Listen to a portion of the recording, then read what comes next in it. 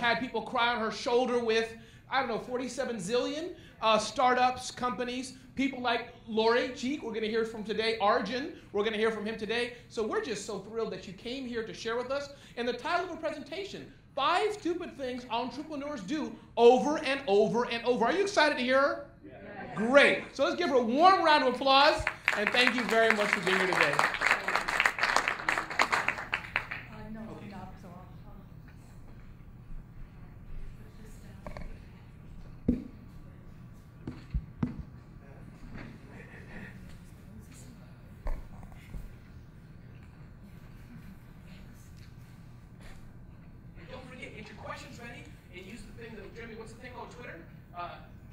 Sure. The hashtag. Take a lot of photos. Jeanne, welcome. Thank you for being here. Thank you so much. Hello, everyone. Is this mic hot? I am Jeanne Sullivan. What can I tell you about funding your passion and financing your business? Well, I will tell you this. My best credential is that I have seen 1,000 times 1,000 jobs, functions, roles, and guess what? It is important. It's critical to figure out your passion, and I think the earlier you do that in life, the better. It took me a while, and I think that's why I am passionate about this subject. Doing a big zigzag, few of you, does that sound familiar? The earlier you find your passion and figure out what turns you on, guess what? I believe the better, because then you can map that against the many choices, the wonderful choices that are out there. But you got to know about them. And that's why the important comments about networking, connecting, meeting people, learning, role models like you. What wonderful role models and words you had. Thank you for that. So that is so important to me, and that's how I am sharing my passion, because I've seen so many companies and fabulous entrepreneurs that I love showing people the way, especially if they're kind of unsure about that. And who isn't? We all have these journeys. More to say on that. So what's important to me is that, first of all, I know many of you in the audience and have worked with several of you as entrepreneurs. And wow, I am so impressed. I have a line, which is, we just talk. That means those of us who have been longtime investors, and you all do. And I am in awe of entrepreneurs who have to build from the ground up, grow grass on bare ground. That is hard to do. So here is my a quick fly-through of my background. So I was a co-founder of StarVest Partners, which is a venture capital firm here in New York City. We raised $400 million over the years and invested in about 50 companies, all technology companies. And I had a wonderful background to embolden me to be able to do that. I spent many years at Bell Labs and AT&T. I'm a real tech junkie from the start. In my next life, I will have those credentials, but I had to just learn it the hard way. I just am a geek inside and always have been.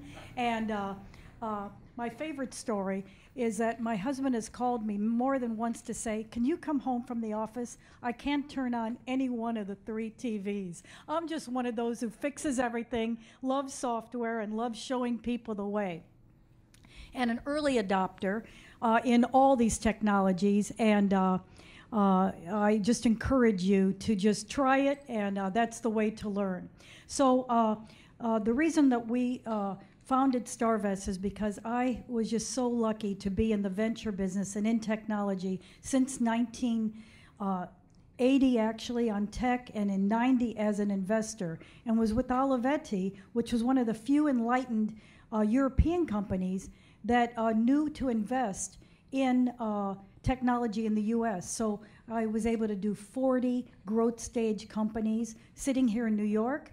But guess what? There was nothing in New York, and that's part of today's story, because everything was in Silicon Valley and in Boston 128 corridor. So how lucky we are that we have what we have in New York. And so I wanted to share with you that today what's important is that because of my experience, I love to share the story of how to get the wallet out of our pockets. And guess what? The one-liner that always made us invest was, You have to know what to do and how to do it. Just listen to the words you heard from Deborah Vogel. You can see she's a CEO, an entrepreneur who knows what to do and how to do it. Now here's what I love to share. You're not born knowing this stuff. My favorite line, one of my signature lines, you can learn this stuff. See, that's what's important. And you can learn it by networking, by pulling people into your circle. And I think one of the most important things that you can do, and I share this all the time, you'd be amazed how many people do not do this, grab yourself form a board of advisors and put those people around you, even in the earliest days, because those people can show you the way. You just are not born knowing things about all the numbers and how to talk to an investor if need be, or how to scale your business. But people around you can show you the way. That's what's thrilling. So what's also great is we are here in this wonderful region and in New York City. As I shared with you earlier, I've been investing here since 1990. There was nothing here in the way of investing. And now there's plenty, and that is thrilling. You're in the mecca of fabulous technology, thanks to our wonderful Mayor Bloomberg, who helped make this happen. You heard the earlier comments about Cornell Technion. And he inspired so many shared workspaces, incubators, and accelerators. I believe in those. They're a way to power boost your business, and that's pretty exciting to be able to go to one of these great shared workplaces, et cetera. So we've gone from no companies to so many. And just to share what's going on here, just in case you don't know. First of all, the tech companies that are here, there's 77% of them are actually in Manhattan, the rest in the outer boroughs. Something you may or may not realize is that there's over 600,000 workers in the tech business, both direct and indirect, in the New York City boroughs. That's pretty exciting from practically nothing. It's just become so vibrant. There's over 208,000 different firms. I think that's pretty cool, again, from hardly anything. And on the venture side, check this out, again from nothing, over $5 billion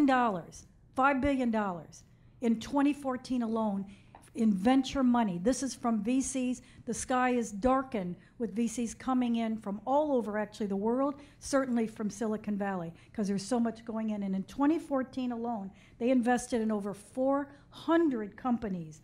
And in just internet business alone, $2.6 billion in over 240 companies. That's a lot of money. So guess what? You want some of that money? You got to know what to do and how to do it. That's what's important. And again, it's my goal to aim to show you the way, and there's so many wonderful people in this city that can help show you the way. Just to give you a sense of this, do you realize just in 2014 alone, nationwide, over this is Q1 of this year, $13.4 billion spent by VCs. Last year alone, $40 billion. This is just U.S. And angel investing, which has gotten bigger and better than ever, about $25 billion. So see, there's plenty of money. You just have to know how to do it. All right, so I think that's pretty thrilling. Now, let me show you some of the things that I found. Believe me, there's not just 5. There's 500 things you have to do. But I boiled it down to these 5. I see these problems over and over again. First one, how to get the meeting. You wouldn't believe.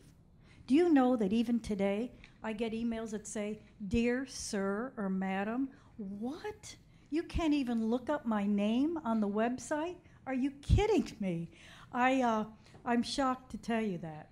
And so you've got to know who wants what you have. They want your sector. They want your geography. They want your stage of business. They want you. And so everyone has a different profile as an investor, both angel and institutional investor. Go figure it out. Talk to people. Look them up on their website. And then approach them, but never cold. Never go in cold. And that's where fabulous lawyers and accounting firms and other professionals in this town can help you, because they know everyone.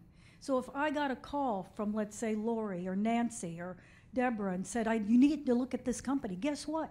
I would meet with you because I trust you and I know you. And so you're not going in cold. It's critical to do that. And it's easy to do that. You have to build and then use your business networks. So that's really very important. Okay, now you're in the room. What do you say? Well, guess where you blow it. Get it out of your mouth, would you? Get your business out of your mouth. Tell me what you are building. What is your platform, your product or service?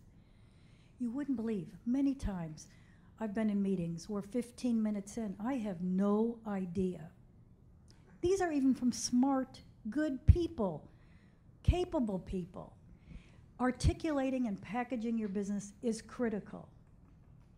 And I'll stop them and say, what? Start over. Tell me, what is it? Because here's what happens. If you don't explain exactly what you're building, the brain just does a to access kind of thing, and you're thinking and thinking, well, what is it? Instead of listening. So it's critical to use nouns and verbs and say, this is what I am building, and I love a use case. Tell the story. Well, here's how it works. Critical. Get it in the brain. I can't do this discussion without mentioning my favorite, both advisor and coach, Sam Horn, who Jerry and I know well. She has a great test. It's called the eyebrow test. And she can tell just by looking at somebody, talking to someone else, trying to make a pitch, if they're going to get the wallet out or not. Are they squinting, confused looking? Are their eyebrows kind of neutral? Well, do they care or not care? Are they raising the eyebrows? So try to raise the eyebrows with what you're saying. Get somebody intrigued. Hook them in. Because they realize they're saying to themselves, wow, this is fabulous. And this person is fabulous. So those are some of the critical elements right there on the story. One of my hot buttons is, this isn't the same for everyone, but one of the markers that you're more in love with your product than the business issues is within the first minute, I want to show you a demo. A demo is important, but not in the first minute. I want to understand the business of the business because it's a marker that you are just so in love with the features and functions. That is not as important as how are you going to build the business? How are you going to scale? Sure, you need a great, not just good product or service. You need a great, not just good team, but you need to show me and people who invest how you're going to scale and execute. Certainly these are familiar to you, right? So the piece that's so critical, tell me how you are going to build, get the ball over the finish line, how you're going to execute. Do you realize that many people even leave out their marketing plan, their go-to-market? Who are their partners? Who are their channels? Who might be their natural acquirers? It's great to hear that. It's important to understand that, how you're going to build. Now, many people say to me, and this is an often asked question, how do I talk about the team if I don't even have enough money to hire a team? You lay out the functional skills that you need over the next 12 to 18 months. And you even say, hey, I've got the best chief revenue officer coming on board as soon as we're funded, and I know her. She's the head of sales at Oracle right now, and she can't wait to jump on this. So you outline who you need to hire, and certainly keep your binoculars on that you're looking for those people. Now let me tell you something that's so controversial, but I often share this, and people come up to me and thank me. Let's say that you're not the right CEO for the long term. I think it's important to know this. I think it's critical. It could really save things. If you look the investor right in the eye and you say, you know what, I may not be the long-term CEO, but I'm the one with the fire in the belly. I built this business, I conceived it, and over the next year, I know all the right things to do to run it, and then at the right time, let you and I figure out who might come in to scale this business. You are displacing yourself into, let's say, maybe the chairman role, maybe chief strategy or product officer. I love that because you're putting yourself in a different seat on the bus. And rather than the investor sitting there going, oh boy, I don't like this guy, and I like the business, and I'm going to have to fire this guy. Well, guess what? You just took care of everything right there, and immediately they're often relieved thinking, wow, I won't have to do this. I know what I'm saying's unique, but believe me, it works. My favorite story is we were the only VCs that invested in NetSuite, one of the well-doing software as a service companies. And Larry Ellison, who founded that company, put his pet top programmer, top developer in as CEO. And when he moved himself over to be chairman and chief technology officer and had $190 million in his bank account at the IPO, that felt good because we had this dynamic, incredible CEO who's still the CEO. And so, you know, those are just some of the ideas for you should you be in that situation. So I told you about the board of advisors. I think that's critical. And really describing the landscape of where you sit. What is your unique, unfair advantage? Important. You've got to be able to articulate that, especially if there's 10 more just like you or 100 more. Where do you really differ? Now, this is really important, especially since we're talking about financing your business today.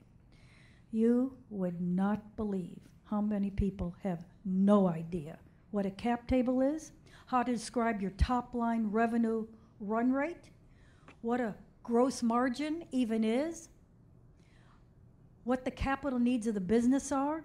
And let's say you came in and ran the business and it already started a few years ago, and I say to you, what was the pre-money valuation last year in that last round? And there's a blank stare. Guess what? You might have gotten the first meeting. You will not get the second meeting. Here's why. Investors want somebody who's a careful curator of their money. And we want you to know the ins and outs. I am working with, even today, and have worked with over the years, so many, again, dynamic CEOs and founders, but they don't know this. And they have to learn this. Here's how you cure yourself. You get the smartest man or woman at your side. They can be an outsourced person in the financial business. There's plenty of them in this city. Get them at your side. Have them show you the way. Bring them to the meeting. And learn from them, but have them speak to this. Take them through, because so many of us, we are so keen on the numbers. It's important, because guess why? We have to buy right. We have to pay a certain price that is going to have an exit, thus taking care of our investors in our funds, or if we're an angel, we want to make money, so we want to do that right. And so having all those numbers together, that's so important. What are the capital needs? Now, guess what? This is what I love to share. The math around financing and the cap tables, percentage ownership, it's not calculus. It's simple math. It's arithmetic. It's addition. It's multiplication. It's percentages. That's it. It's just, you know, something you have to learn, and there's plenty of people that can teach you that. So, so I think it's important to be able to describe what the drivers are to the business. That's one of the critical elements of financing. What's going to create that top line revenue? Okay. So then the next thing that's so important is, what's the follow-up? Often there's no follow-up, little follow-up, poor follow-up, or you make the investor completely crazy by, you know, just overdoing it. So what do we like? What we like is periodic updates. Hey, I won this piece of business. I hired this amazing chief technology officer that I've been looking for. You helped me find that person. Those kinds of updates. I'm getting ready to close my convertible debt round. There's 150,000 left. Would you like to look again? Those are the kinds of updates and follow-ups that, again, get our wallet out. Never lie about that, but we are like sheep, no doubt. So if we hear someone else is coming in and there's maybe a little bit left, we like to hear that. And that attracts us in. Understanding the comps are important. I already mentioned the critical elements of having a great lawyer or accounting person at your side or in your business. In fact, they're important on your team slide because it adds gravitas, and there's so many fabulous lawyers in this town who do know the ropes, and they all have packages for startups. Sure, they charge a lot, but not at first. So they have a delayed package, and that's the way to go. I really caution people about using their father-in-law or their brother-in-law. It's just not good business. There are so many people in your domain. If, let's say, you're in the pharma world, healthcare focused, lawyers and professionals, tech focused, and plus, they know people, and they're a good way to connect. Now, it wasn't fair. I do this this discussion to entrepreneurs, and I added this slide for this conversation because it's so unfair to tell you just the poor things that entrepreneurs do. What about us? We screw up pretty, all the time too. And here's some of the screw ups. One is certainly it's really hard to get a meeting. It is really hard. But going in with somebody you know makes it easy. We can be very obnoxious. I'd like to say my firm, StarVest, we had a kinder, gentler interface, and we're often told that. We like that. Hey, guess why? We were 3 women general partners, but we did have our one trophy male, but he was a pretty good guy. So I'm telling you that people, they can be rough. And so you got to be tough back. As I just was brave enough to do a TEDx, I said, you don't have to be nasty, but you do have to be sassy.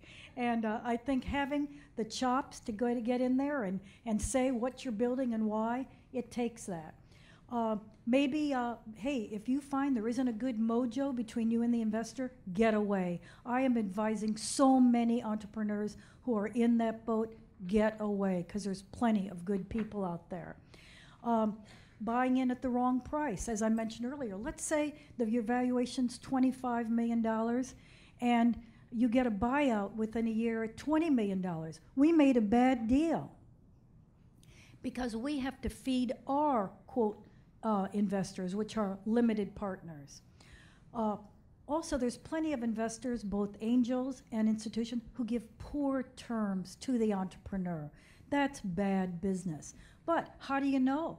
Unless you know what to do and how to do it. So getting that advice, having that board of advisors, your good lawyer or accounting firm, they can help you with that. There's plenty of poor terms. If you don't know the ropes, you are going to get skinned, and it's important not to do that. One of the biggest mistakes we make is to miss a great opportunity because we're just too uninformed or stupid to figure that out. And some of the great venture capital firms actually post that on their website, the great companies that they missed along the way. And I like that. I think that's very humble. And it always just fractures you, especially if it's a deal in this town and some fancy VC swooped in from Silicon Valley and made the investment. And that's happened plenty of times, believe me, in this town. And it just is an awful feeling. All right. So, and it's a great feeling when you pick the winners. So I just want to remind you that the Wright brothers did not have a pilot's license, so you do have to learn the ropes. And one thing I do, especially in groups large and small, it's very hard for me to meet with all of you, but I will answer your email. If I don't answer it, it means I just didn't see it. I welcome you to tweet to me, to email me, and ask me anything, because if I don't share my experience and my network, what good is it? It's going to go away, and that is certainly my passion.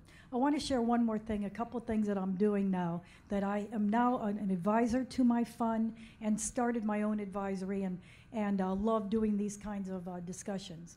So Jeff Skoll, the eBay billionaire, put us on the road to talk about people of all ages, especially 50 plus, that we too can start a business if we want to. And we coined a phrase, the experienced economy. Don't you love it? And we were showing a movie that he produced 60 movies, including the Marigold movies. So the second Exotic Marigold movie, before it came out, we were showing that in preview. And Judi Dench says, I'm 79, I'll take the job. So just to share with you, and you heard these from Michael and Deborah, the story about your second and third act, which they're successfully doing. Judi Dench says, I'm 79, you know, I'll take the job. And it shows Maggie Smith helping a young Dev Patel run his hotel in Rajasthan. And what's thrilling about that, because we, the baby boomers, and there's 75 million of us, we have too much passion and fire to do that R word. We'll take rewire, but not the other R word, and refire. So we are really promoting the notion that we too want to fund your businesses, be in your C-suite if appropriate. We have so much experience. Be on your advisory board, and trying to get together with millennials, with young people, and getting those two groups together. And when we did the discussion in New York, Leave It to New York, someone in the audience said, isn't there a database that could put us together? So look, there's an entrepreneurial opportunity right there for you. So I am here all morning. I welcome your questions, your thoughts, and I thank you for being right there with me this morning.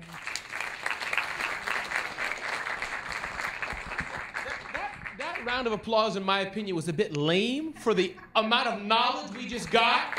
Hello.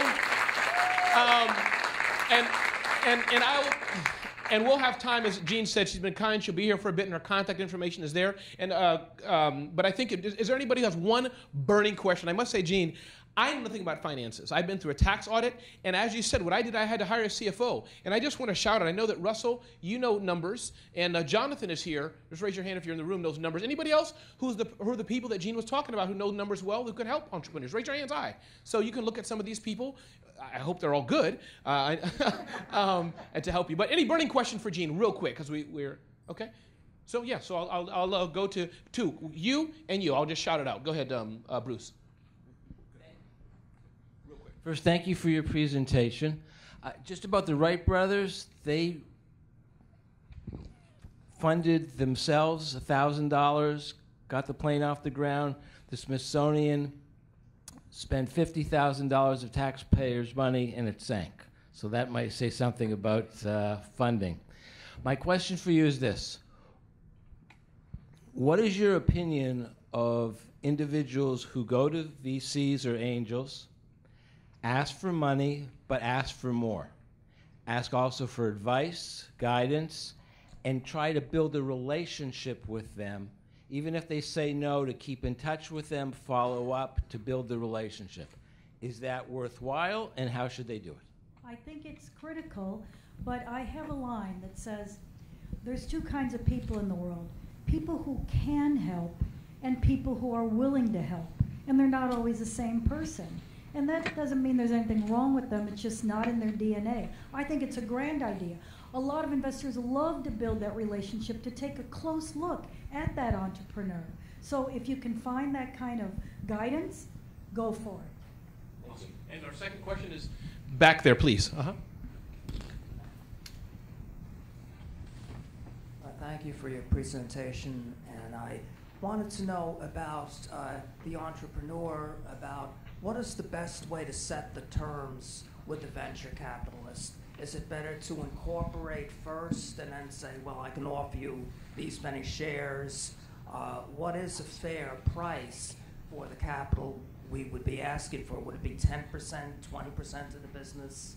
Where are the boundaries? So you're asking an important and good question, and thank you for that. So it's actually a trick question. We will often say, so what is the valuation? I was in this situation yesterday. The entrepreneur gave the exact perfect answer. I need to let you and the market set the price. It is unusual for the investor, for the entrepreneur to actually say, they often do, I'm selling 10% of my company for $1 million. I said to this one, a very lovely but inexperienced woman, do you realize that puts your valuation at $10 million? She had no idea. So you better know what you're doing if you're really going to say, I'm selling so much at this equity holding. And it's much better to say, here's my comps. You might also say, here's a range of my expectation, but let the investor price it. Then start the negotiations. That's the best choreography. Good luck to all of you with that. And a big thank you. Thank you very much, Jeanne. Thank you.